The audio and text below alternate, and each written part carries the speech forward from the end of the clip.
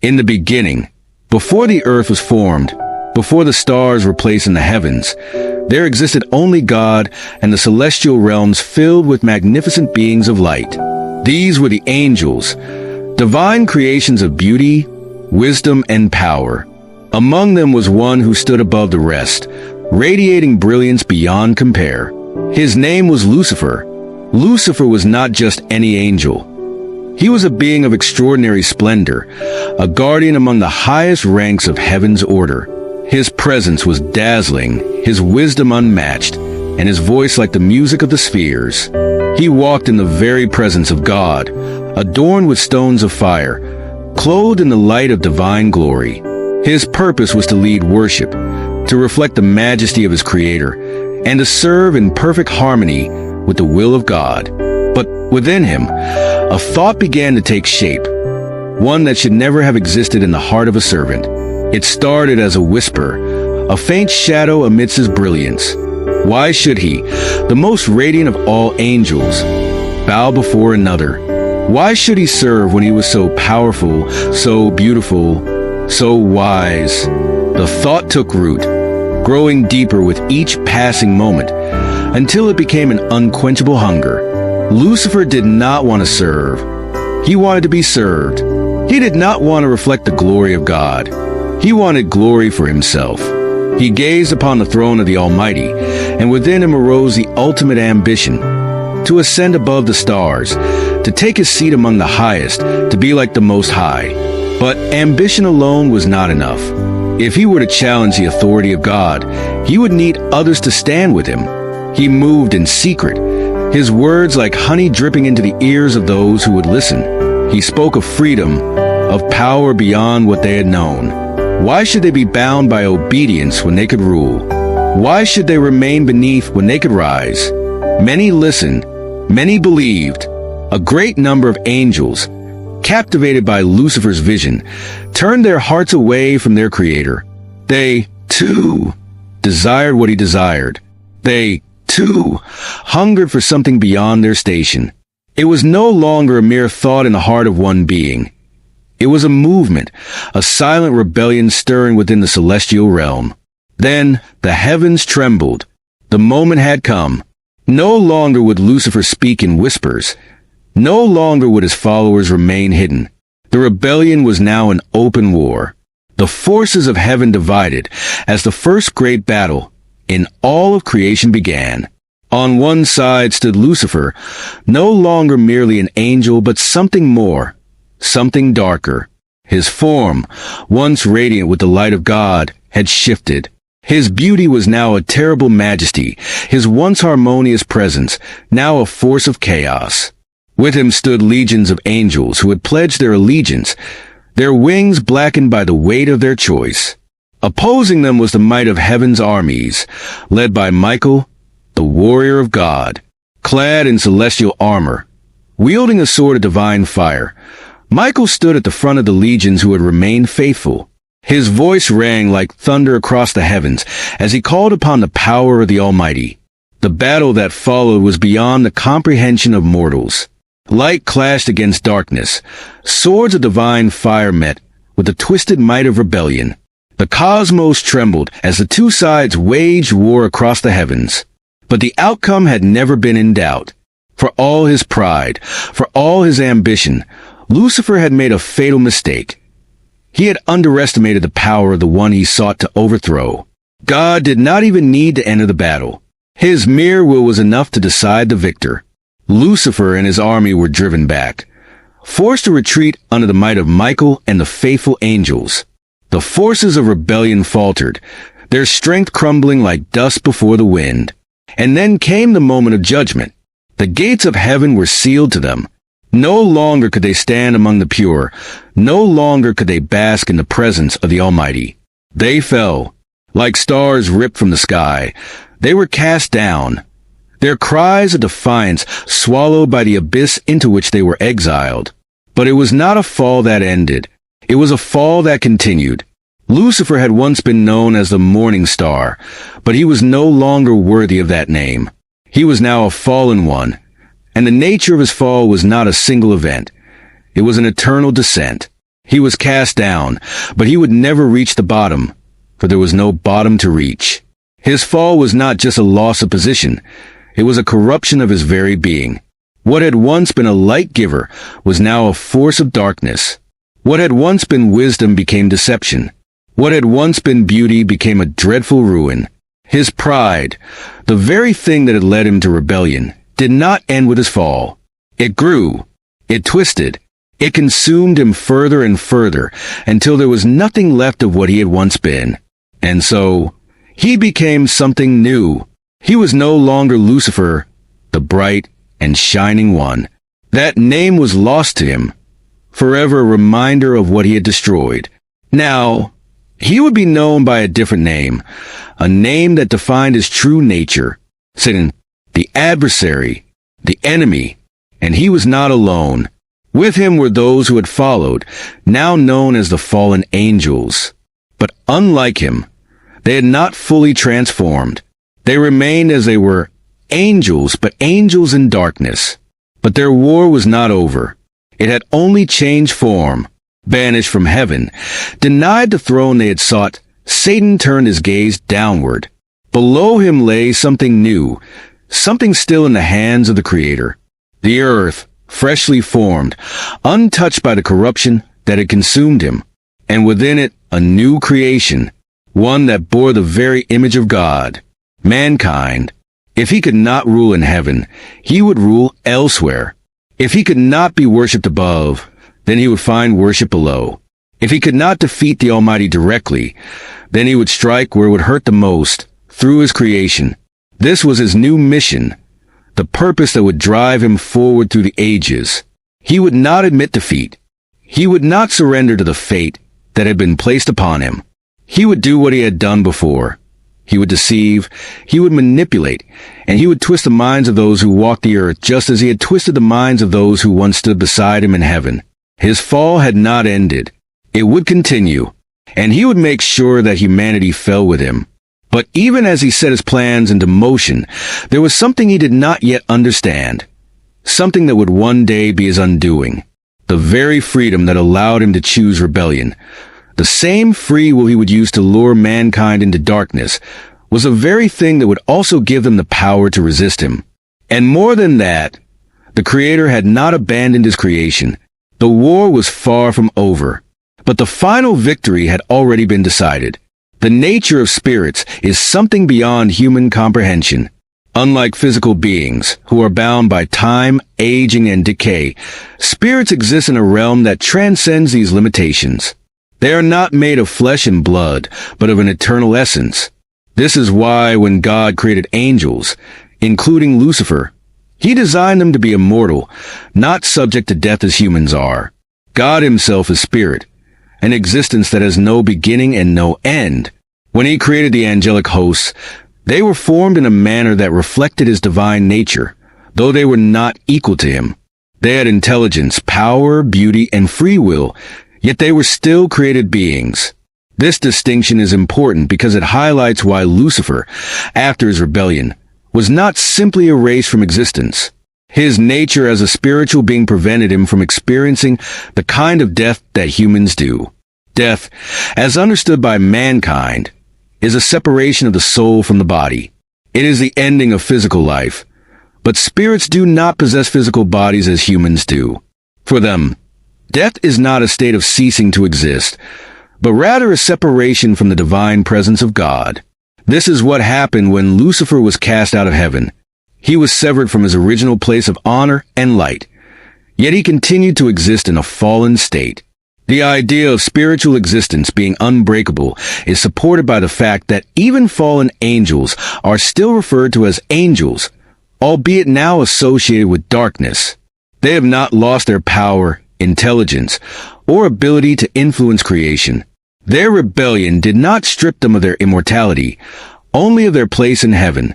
This is why they continue to operate in the world, seeking to deceive and corrupt. If God had simply destroyed Lucifer and his followers, it would have contradicted the very nature of how he created them. He does not undo his own work arbitrarily. Every decision God makes is based on his perfect wisdom and justice. He does not act impulsively, nor does he revoke the gifts he has given. The eternal nature of spirits means that their choices carry eternal consequences. This is why Lucifer's rebellion was not just a fleeting act of disobedience, but an irreversible state of being. Moreover, the existence of fallen spirits serves as a testimony to the unchanging laws of God's creation. If angels, who once stood in the divine presence, could choose to fall, it reinforces the reality of free will and the weight of personal responsibility. Unlike humans, who can be redeemed and restored, angels do not have the same path to salvation. Their decision was final, and their fate is sealed. Yet, even in their rebellion, they are not outside of God's authority. He allows them to continue existing, but they do so under His ultimate control. They cannot act beyond the limits He has set. Their power, though great, is still subject to divine restriction. They roam the earth, influencing events and tempting humanity, but they do not operate independently of God's overarching plan. Some might ask, why not simply imprison them now instead of allowing them to continue their work of deception? The answer lies in the nature of divine justice. The fallen angels are awaiting their appointed time of judgment. They are not free in the sense that they have escaped consequence, but they are temporarily permitted to exist until the final reckoning. Their doom is certain, and their influence is temporary. God's handling of Lucifer and his followers is not an oversight, nor is it a sign of weakness. Rather, it is a demonstration of His supreme wisdom. Everything He does serves a purpose, even when that purpose is beyond human understanding. The continued existence of Satan and his angels is not an accident. It is part of the divine order, a reality that serves to test, refine, and ultimately bring about the fulfillment of God's ultimate plan. In understanding the nature of spirits, one also comes to understand the unshakable principles by which God governs creation. He is not bound by human expectations, nor does He operate according to earthly standards. His ways are higher, His judgments are perfect, and His purposes are always fulfilled in due time. Lucifer's existence, even in rebellion, serves as a reminder that nothing escapes divine sovereignty. Everything, even the actions of those who oppose God, ultimately work within the framework of His eternal plan. The gift of choice was not an accident, nor was it given lightly. From the beginning, the Creator desired love, not forced allegiance. Love, in its truest form, cannot exist without the ability to choose. A being compelled to obey without the capacity for rebellion is no more than a machine, incapable of true devotion. The angels, like humanity, were created with the freedom to choose their path. They were given intelligence, will, and emotions, not just to serve, but to love their Creator freely. Lucifer was not made evil. He was crafted in beauty, wisdom, and splendor, a shining guardian in the heavenly realms. He stood among the highest of angels, entrusted with great authority. Yet, despite all the honor bestowed upon him, he allowed dissatisfaction to fester within his heart. The freedom he possessed enabled him to love and serve God out of his own will. But that same freedom also allowed him to question, to doubt, and ultimately, to desire something greater for himself. Had God stripped the angels of free will from the beginning, Lucifer's rebellion would never have been possible. But neither would love. A world without choice is a world without meaning. What value is there in praise if it is given without the option to withhold it? What depth is there in loyalty if betrayal is impossible? The very fabric of creation was built upon the foundation of choice, for only through choice can true love and devotion exist.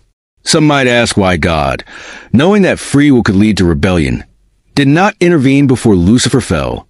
Could He not have prevented such a catastrophic event? The answer lies in the nature of God Himself. He is not only all-powerful, but also all-knowing and just. To interfere with Lucifer's decision would have contradicted the very purpose of free will. To create beings capable of choice and then remove their ability to act on that choice would be a contradiction in divine design. Lucifer's desire was not simply to be admired. It was to be worshipped. He saw the praise given to the Creator and longed for it himself. He convinced himself that he was deserving of more, that his brilliance and wisdom should place him on the same throne as the one who formed him. It was not enough for him to be exalted among the angels. He wished to ascend higher than even the Most High. What he failed to understand was that power does not equate to sovereignty. Though he was mighty among the heavenly hosts, he was still a creation, subject to the laws of the one who spoke him into existence. His free will allowed him to choose a path apart from God, but it could not make him greater than his Creator. His rebellion was an act of defiance, but it was not an act of true power, for true power belongs only to the one who gives life. Had God destroyed him at the moment of his rebellion, it would have sent a message to all of creation. That free will was an illusion, that any who strayed from the divine order would be instantly erased. Fear, not love, would have ruled the heavens. Instead, God allowed the consequences of choice to unfold, demonstrating that every being, angelic or human, must live with the results of their own decisions. This is why Lucifer and the fallen angels were cast out rather than annihilated. Their choice had been made, and rather than removing them from existence, God allowed them to experience the full weight of their rebellion. They lost their place in the heavenly realm, their closeness to the Creator, and their former glory. They became exiles, not out of cruelty, but as a result of their own decision to turn away from the one who had given them everything. For those who remained loyal to God, this was a lesson of the highest order. They saw firsthand the dangers of pride, the devastating consequences of turning against the divine will. They understood that while free will was a precious gift, it carried great responsibility. Those who misused it would not be erased from existence, but neither would they be allowed to dwell in the presence of the Almighty. Lucifer's story did not end with his fall. His choice set a precedent, showing all of creation that rebellion against divine order was possible, but not without consequence. It revealed that God's justice was not impulsive destruction, but a patient unfolding of events that allowed each being to witness the truth of their decisions. And in this, the great paradox of free will was revealed, that the very thing which allowed Lucifer to turn away from God was also the thing that made true worship, love, and obedience meaningful. Even today, this lesson continues. Humanity, like the angels before them, is given the power to choose. Each person must decide whether to walk in the light or follow the path of deception. The existence of evil in the world is not a sign that God is powerless, but rather a testament to the reality of free will. To remove evil entirely would mean to remove choice itself, and with it, the ability to love truly and deeply. For as long as creation exists, so will the ability to choose. And as long as choice remains, so will the consequences of those choices, whether for good or for destruction. God is never caught off guard. Even the worst of decisions can be woven into his grand design. Although Lucifer's rebellion brought darkness, it did not disrupt the ultimate plan of the Creator. Instead of removing Satan instantly, God allowed him to continue existing for a reason. Even evil, when confronted with divine wisdom, can serve a higher purpose. Throughout history, Satan has been used as a tool to refine the faith of the righteous, test the hearts of men, and even play a role in the redemption of humanity. The presence of Satan in the world is not evidence of divine weakness, but rather a testimony to divine patience and justice. Many wonder why God, in his infinite power, would not simply remove evil from existence. But such a question overlooks the nature of free will and the deeper purpose behind the struggle between good and evil. If God had destroyed Lucifer and his fallen angels immediately, the message to creation would be clear. Disobedience results in immediate elimination. While this may seem just from a human perspective, it contradicts the very essence of God's nature, which is love, mercy, and justice. God's justice does not operate in haste. He does not strike down beings without due process. Every decision carries weight, every action is accounted for, and every soul, whether angelic or human, is given the chance to choose its destiny. Satan's continued existence is not because he has power over God, nor because his rebellion took God by surprise. Rather, it is because even fallen creation has a role to play in the unfolding of divine history. From the beginning, God's purpose has always been to establish a relationship with his creation. one built not on coercion, but on love. Love requires choice, and choice requires opposition. If humanity were never tested, if there were no contrast between righteousness and wickedness, then obedience would be meaningless. It is through trials and temptations that the true nature of a person is revealed. And in this, Satan serves as a necessary opposition. His presence allows mankind to see the difference between light and darkness, to understand the weight of their choices, and to seek God not out of obligation, but out of genuine desire. Just as fire refines gold, so too does adversity refine faith. If a person were never tested, how would they ever grow? How would they ever understand the value of righteousness if they never had to choose between good and evil? Satan, though rebellious and corrupt, unwittingly plays a role in the purification of God's people. Every temptation he presents, every deception he weaves, serves to either lead people astray or drive them closer to God. Those who resist him, those who cling to the truth despite his lies, emerge stronger in their faith. Even in biblical history, we see instances where God allows Satan a measure of freedom to act, but always within divine boundaries. When Satan sought to test Job, he had to seek permission from God. He was given limitations on what he could and could not do. This interaction is revealing. It shows that while Satan may roam the earth, he does so within the confines of what God allows. He is not an independent force acting outside of God's authority. He is still subject to divine control, his movements restricted, his power limited. Through all of this, we see a striking reality. Even rebellion cannot disrupt God's sovereignty. The enemy's efforts, though intended for destruction, are often used to fulfill a greater good. What Satan means for evil, God can turn for his purpose. When Joseph was betrayed by his brothers and sold into slavery, he later told them, "What you intended for harm, God intended for good." This principle applies to the existence of Satan as well. One of the most profound examples of this truth is found in the story of Jesus. Satan, in his arrogance, believed that by influencing Judas to betray Jesus, he had found a way to destroy God's plan for salvation. But he was wrong. What he thought was his ultimate victory was actually his greatest defeat. The very act that was meant to ruin God's plan was, in reality, the fulfillment of that plan. By sending Jesus to the cross, Satan unknowingly set in motion the greatest act of redemption the world would ever witness. It becomes clear, then, that Satan is not an invincible force, nor an equal rival to God. He is a tool, one that, even in his rebellion, serves a purpose within God's greater plan. His influence, though real, is temporary. His authority, though intimidating, is ultimately under God's control. He may be the prince of this world for a time, but he is not its king. This truth should bring comfort rather than fear. Satan's power is limited. His days are numbered.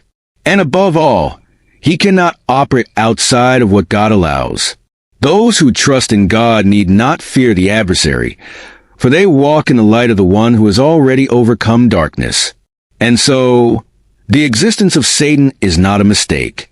It is not an oversight. It is not evidence of divine struggle. It is rather a part of a much greater picture, one that reveals the depth of God's wisdom, the justice of his judgment, and the immeasurable power of his redemption. Evil may persist for a time, but its reign is not eternal. And when the time comes, the full purpose of this great cosmic battle will be revealed, and God's justice will be made known to all. Satan's role as the great accuser is one of the most defining aspects of his existence after his fall from grace. No longer a guardian of light, he has become an entity whose primary function is to challenge, accuse, and seek the downfall of humanity. His very name, Satan, means adversary, one who opposes, resists, and stands against. He is not just the adversary of God, but of all creation that seeks to align itself with the divine. From the moment he was cast out of heaven, Satan has dedicated himself to proving that humanity is unworthy of God's love and mercy. Unlike the angels who remain loyal, human beings were created in a unique way, bearing the image of God while also possessing the frailty of flesh. This made them vulnerable, susceptible to deception, and capable of failure. It is in these weaknesses that Satan found his strategy. He did not have the power to overthrow God, nor could he force creation to bow before him, but he could work in the shadows, manipulating, misleading, and whispering doubts into the hearts of men. One of the earliest examples of his tactics is seen in the first deception of mankind. In the Garden of Eden, he approached Eve not with force, but with words. Words that twisted the truth, making her question the goodness and justice of God. Did God really say? This seemingly innocent question planted a seed of doubt, leading to the first act of disobedience. In that moment, Satan had achieved what he could not in heaven. He had drawn a piece of God's creation away from him. But deception was only the first tool in his arsenal. Beyond being the deceiver, Satan is also the prosecutor in the courtroom of heaven. The scriptures reveal a scene where he stands before God, bringing accusations against the faithful. He does not simply tempt humans into sin. He then turns around and demands that they be judged for it.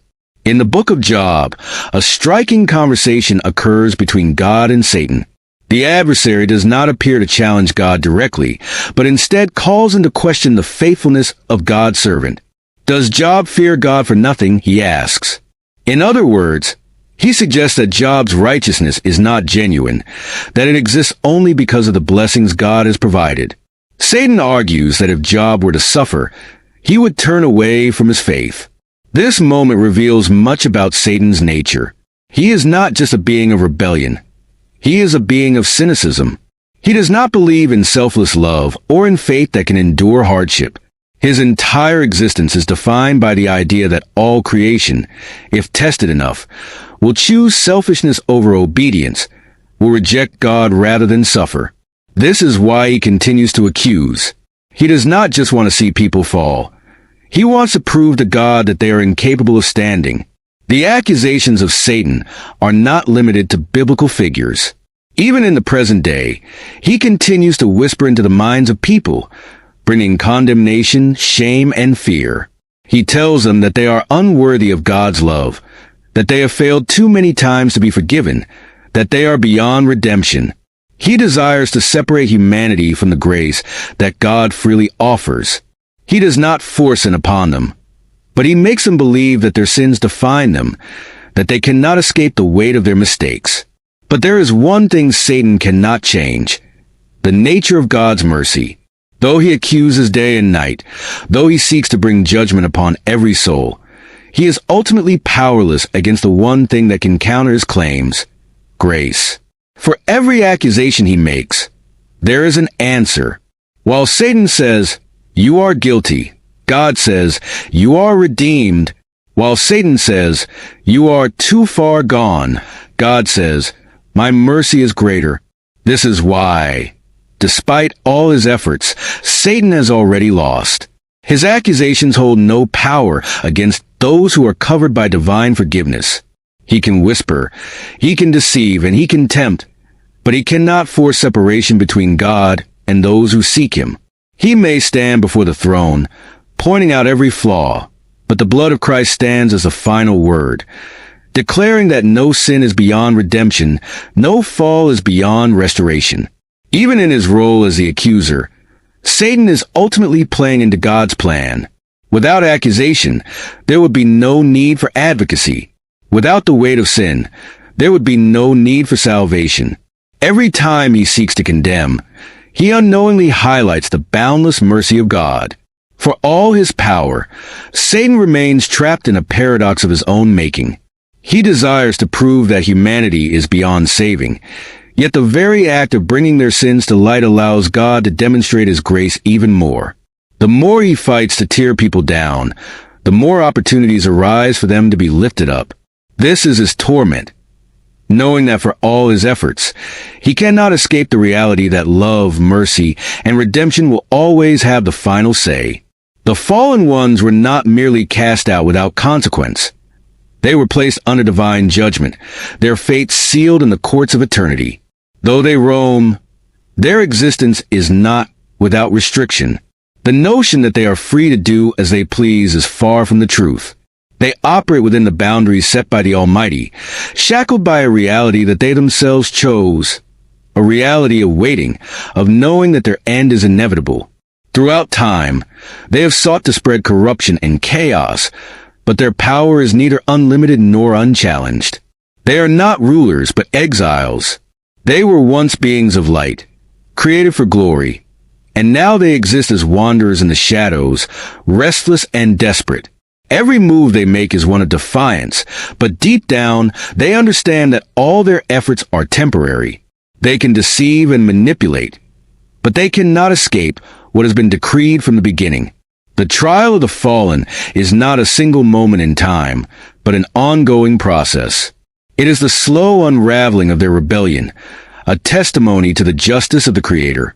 Even in their wickedness, they serve as an example of what happens when one opposes divine authority. They are not annihilated immediately because their punishment must be seen, understood, and acknowledged by all of creation. The angels who remain loyal watch and bear witness to the consequences of pride. Humanity, too, is given the chance to observe and learn from their downfall. Justice is not simply about destruction. It is about restoration, about ensuring that every being has the opportunity to choose their path and face the consequences of that choice.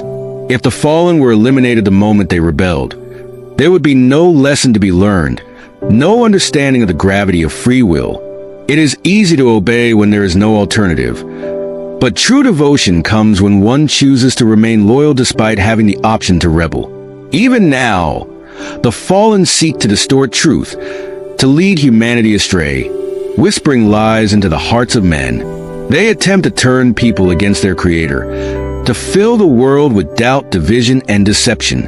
But this, too, is a part of the great trial. Every temptation they present, every lie they craft, serves only to strengthen those who resist them. Just as iron is forged through fire, so too is faith refined through the trials imposed by the wicked.